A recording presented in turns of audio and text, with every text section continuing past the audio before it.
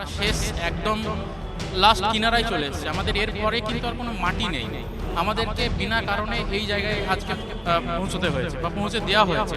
এই মুহূর্তে আমরা দেখছি ইতিমধ্যে কিন্তু যারা যোগ্য শিক্ষক শিক্ষিকা রয়েছেন তাদেরকে কিন্তু এখান থেকে ধরপকড় শুরু হয়েছে। আমরা দেখতে পাচ্ছি এক একজনকে কিন্তু ধরে নিয়ে যাওয়া হচ্ছে। এদিকে আমরা দেখছি যারা শিক্ষকরা রয়েছেন তাদেরকে কিন্তু ইতিমধ্যে টেনে এসে তাদেরকে প্রিজন ভ্যানে তোলা হচ্ছে।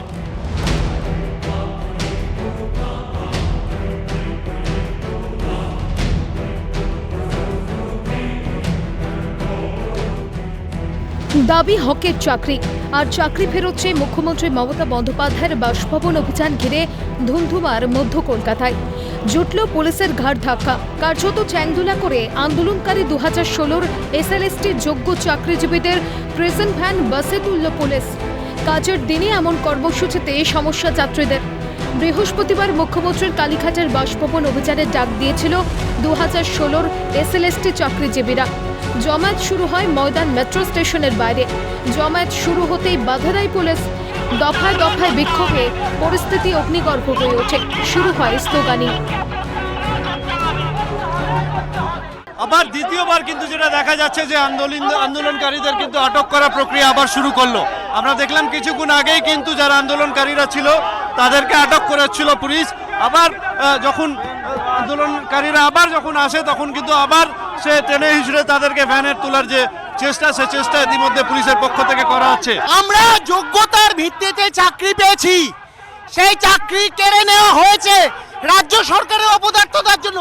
আর পুলিশের এই বর্বরচিত আচরণ দেখুন, প্রতিবাদও করে যাবে না। সাহস কত বড়! আমাদের সাথে আমরা শান্তিপূর্ণভাবে করতে এসেছি, আমার হাজবেন্ডকে বাচ্চা ধরে। কারণ এটা আমরা স্বাধীন নাগরিক নই, স্বাধীন জায়গায় বসবাস করি না।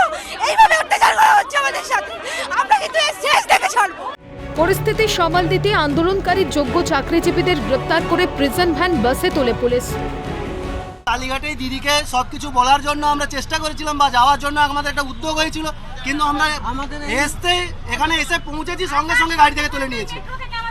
আমাদের এখনো কোনো কিছু শুরুই হয়নি, অথচ তুলে নিয়ে যে আমরা তো এখন আমাদের সময় ছিল 12টার সময়, এখন তো আমাদেরকে পুলিশ দাঁড়াতেই দিচ্ছে না।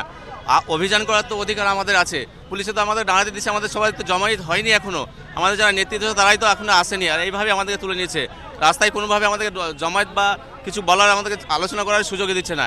এইভাবে তো চলবে না। আমরা তো আমাদের জীবনটা শেষ পথের দিকে 10 তারিখে আমাদের শুনানি আছে, সেটা আমরা এখন সঠিকভাবে যেন হয় 3টের দিক থেকে, সেটা আমরা চেয়েছিলাম। কিন্তু এখন তো সবাইকে অ্যারেস্ট করছে। কবে মিলবে হকের চাকরি? এবং এই মুহূর্তে আমরা দেখতে পাচ্ছি যে একের পর এক বাস নিয়ে আসা হচ্ছে এবং সেই বাসে তাদেরকে আটক করে তুলে দেওয়া হচ্ছে। একেবারে পরিস্থিতি বলা যেতে পারে যে পুলিশের নিয়ন্ত্রণে এই মুহূর্তে, তার কারণ যারাই আন্দোলনকারী এই জায়গায় ছিলেন তাদেরকে মোটামুটি দেখা যাচ্ছে যে তাদেরকে তুলে নেওয়া হয়েছে এবং তাদেরকে এখান থেকে সরিয়ে দেওয়া আছে। অন্যদিকে যদি আমরা ডান দিকে ছবি দেখি, কিন্তু সেখানেও চেষ্টা করা হচ্ছে যে যারা এখানে এখনও দাঁড়িয়ে রয়েছেন তাদেরকেও যাতে এখান থেকে সরিয়ে দেওয়া হয়, পুলিশের পক্ষ থেকে কিন্তু সেই চেষ্টাটা হচ্ছে। ক্যামেরা জনির সঙ্গে খালিদ জামাল, ক্যালকাটা নিউজ, কলকাতা।